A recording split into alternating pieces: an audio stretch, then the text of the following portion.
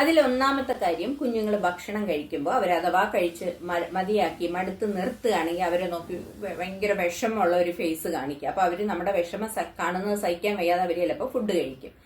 ഇനി രണ്ടാമത്തെ കാര്യം, അവർ ഭക്ഷണം കഴിച്ചില്ലെങ്കിൽ ഉടനെ തന്നെ അവരെ വിരട്ടുക. ഭക്ഷണം കഴിച്ചില്ലെങ്കിൽ നോക്കിക്കൊന്നിനെ ശരിയാക്കി കളയും എന്ന് പറഞ്ഞിട്ട് വഴക്ക് പറയുക. അതും പാടില്ല.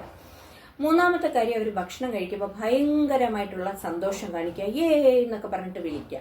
അപ്പൊ അവര് വിചാരിക്കും ഭക്ഷണം കഴിക്കുന്ന എന്തോ ഭയങ്കര സംഭവമാണ്, അമ്മ ഇത്രയും സന്തോഷിച്ചല്ലോ എന്ന് വിചാരിച്ചിട്ട് അവർ ആ ഒരു കാരണത്തിന് നമ്മുടെ സന്തോഷം കാണാൻ വേണ്ടി ചിലപ്പോൾ അവർ വേണ്ടാതെ ഭക്ഷണം കഴിക്കും.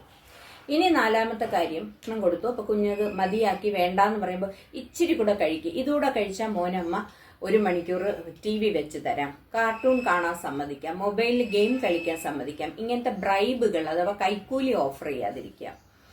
ഇനി ലാസ്റ്റ്ലി, കുഞ്ഞുങ്ങൾ ഭക്ഷണം കഴിച്ചുകൊണ്ടിരിക്കുമ്പോൾ കഴിക്കുന്ന മുറയ്ക്ക് ഇങ്ങനെ തുടച്ചു നമുക്ക് എന്തോരം ബുദ്ധിമുട്ടായിരിക്കും. അതുപോലെ തന്നെയാണ് കുഞ്ഞുങ്ങൾക്കും.